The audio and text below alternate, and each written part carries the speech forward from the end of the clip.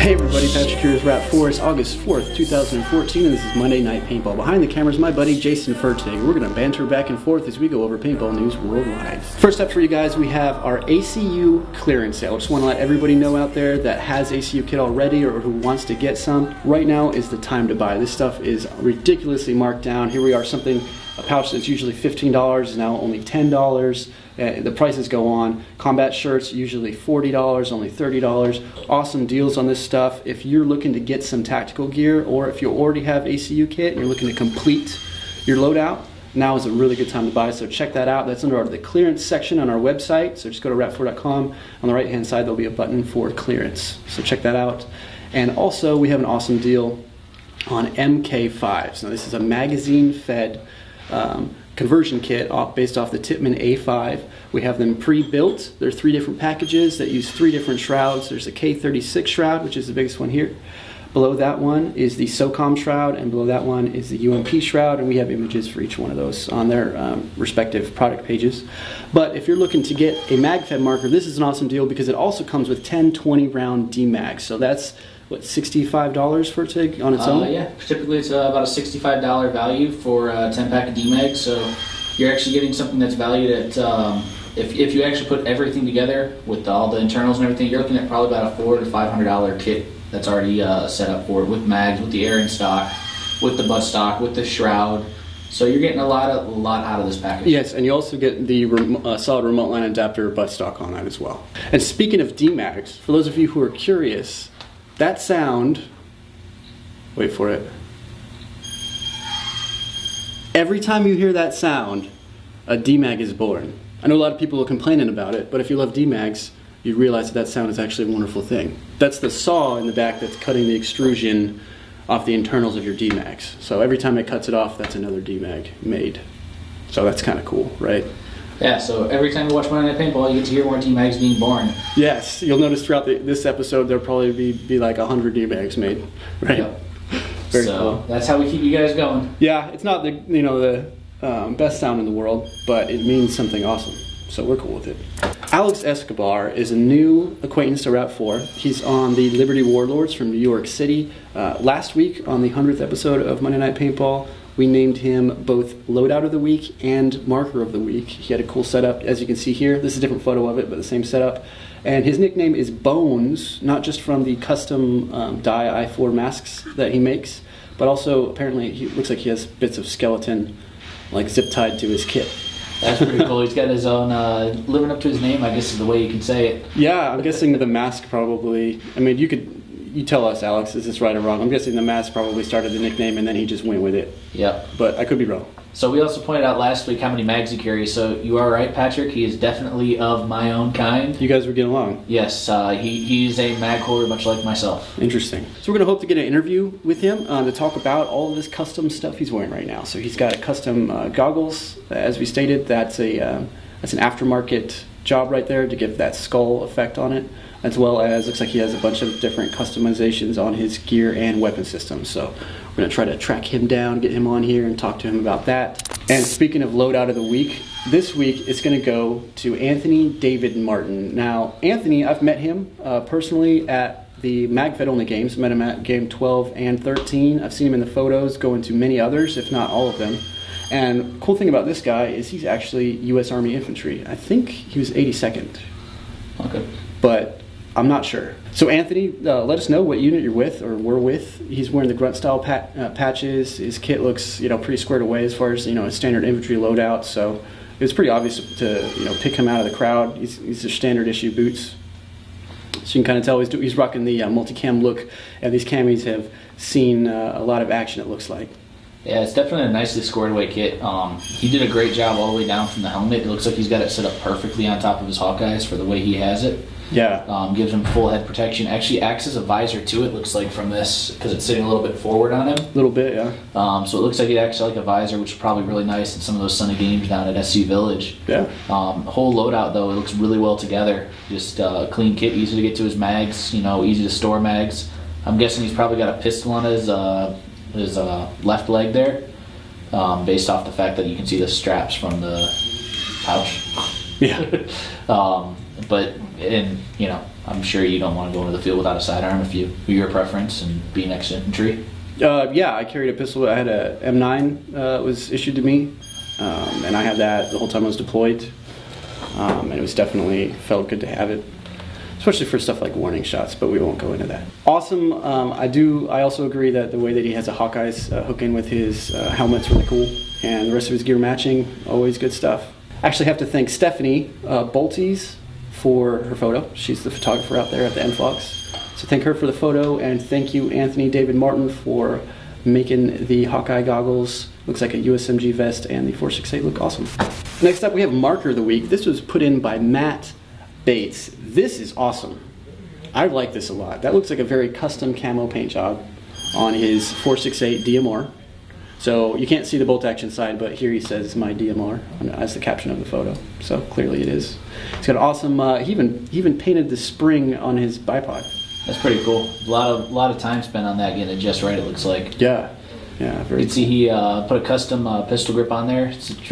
That's that sniper setup, so you can like rest your hand on that part underneath it, so that because like if you're actively flexing muscles, your hand is like kind of trembling a little bit. Even if you're just gripping something a little bit, there's a little bit of tremble to your hand. So that's the idea behind these pistol grips. Is that with a sniper setup, you would just be resting it on that bottom plate, if you will.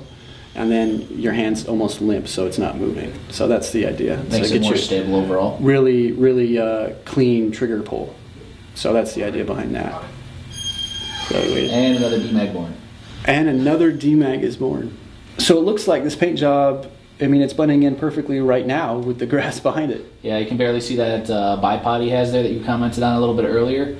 It's definitely a very thorough paint job from front to back. Very cool. If his gear matches this at all, he's going to just completely disappear out there. Moving on, I want to put this photo up here. Enrique Hernandez, he is in Mexicali, Mexico, and he posted up this picture of the USMG gear that he just got in AtPat.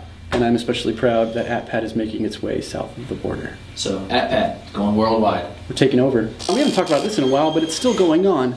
This is Greg Hastings' Friday Night Fights. So this is part of his newest paintball game, which is the Greg Hastings Paintball Fields of Battle. So this is an app, right? This is on Apple, and is it on Android yet? Yeah, it's out on both the iOS and the Android platforms, so you can actually play it on pretty much anything. I've actually played it on my iPad, which is a lot of fun.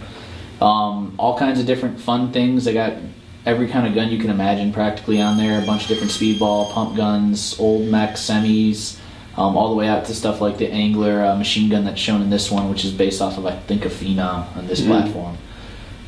Really cool, very fun fields to play. The one that they show in that picture was actually the one for the last Friday Night Fight, so last Friday, so the first. And it was definitely an interesting game to play when you have snowmen as your bunkers. Interesting. So it was a lot of fun, though. Very cool. And you said you played a little bit? Yeah, I played a little bit. I heard you got your ass kicked. Yeah, I did. Let's not go into that.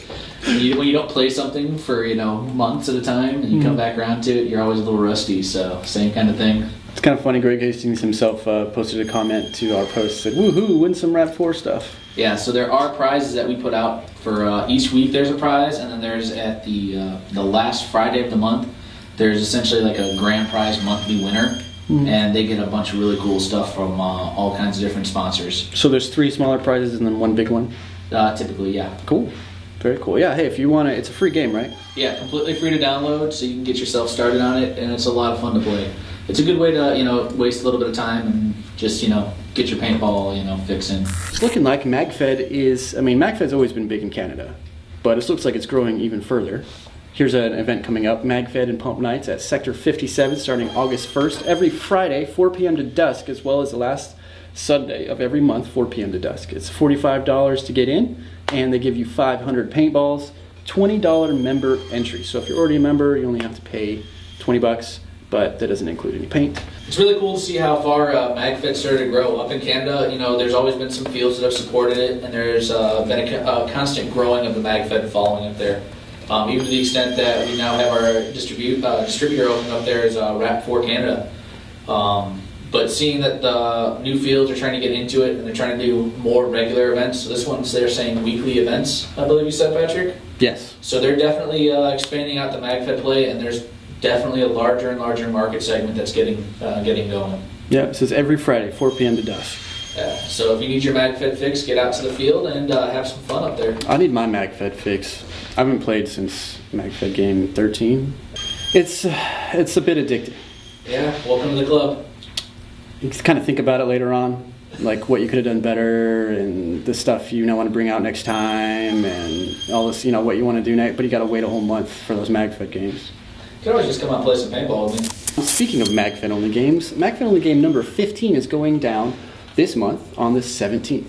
So just a refresher for you guys, our official team, ODSC, or Operational Detachment Southern California, holds one of these MagFed only games every month at SC Village in Chino, California. So that's down in SoCal. Anyone in San Diego, LA, even Las Vegas area, they get a lot of people from Vegas that come to the games every month. There's no hoppers allowed, but there's no limit on ammo, rate, or fire, so you can have as many mags as you want. You can shoot full auto if you want to. So and their rule, 300 mags? You can carry 300 mags if you want. All right, full mag, man, time to go. You can carry box mags are allowed, but you cannot reload them mid-game. So this is not like a full-on scenario. They'll have a bunch of shorter games, 7-minute game, 15-minute game, whatever. So you get a chance to reload and hydrate and stuff in between games. But the rule is you can't bring out like pods to refill your box mag during the game, because then it might as well just be a hopper, right? So you're pretty much limited to what you can carry. To what you can carry out there, no hoppers allowed. I should say no pods allowed either. Anyway, $30 for admission and all-day air. 10, and there's 10 free rental MKVs. So they're not really rentals; they're loaners. So if you don't have a MagFed gun and you want to go check out what MagFed's all about, go run and gun with these dudes. They have MKVs with DMags that they'll just let you use for free. Now, you were at the last one, Patrick, so about how many players you were there? I did not go to the last one. I went to the two before that. And the first one I went to, the turnout, I think, was like 60 or 70 people. The next one I went to, I think the turnout was more. I think it was more like 80 people. But towards the end of the day, it was getting kind of hot, and some people kind of backed out. The last couple games, not everybody played. That was one Omar went to as well. Next event we got for you guys, Fields of Fire. So this is another MagFed event. It's being put on by our sponsored team, Dead Man's Hand. They're out on the East Coast. So this is on September 13th in Mystic, Connecticut. Dead Man's Hand's been putting on a lot of great games lately, so we've been helping them promote it, and they're pushing MagFed forward. So definitely, if you're in the area, definitely get out to the event, check it out, get some shots in, and see what MagFed's all about. Next up is Operation Neptune. Now this is getting put on by our buddies over at the Texas MagFed group. So they don't call them MagFed only games, they call them MagFed shooter games. That's the only difference. Kind of difference between like Carl's Jr. and Hardee's. Pretty much, yeah. Exactly. Very similar product. Similar regions as well, right? Same thing, just slightly different region. I used to live in Texas, and everything was off just a little bit from California. Well, Hardee's is like all the East Coast. Speaking of Texas, for those of you who are 21 or up, if you're near El Paso, you should check out Aaron's, because it's the best bar in the entire world. I was stationed at Fort Bliss for a few years, and this place is awesome. At least it used to be, in like 2008. That was the last time I was there. So hopefully still awesome. Yeah, who knows if it's even open. Anyway, Operation Neptune. This is being put on by Texas MagFed Paintball. They got all kinds of sponsors on here, and they are putting on some awesome events, aren't they? Yeah, they've been putting on a lot of events. They actually broke Texas up into a bunch of different sections. So basically what they've done is make like a north, a south, east, and a west, and a central Texas like operational area. So it kind of breaks up the state to make it easier for players to get to events. The Operation Neptune event is actually going to encompass all of the groups. So they'll actually be all meeting up at one central field and getting together for one hell of an event.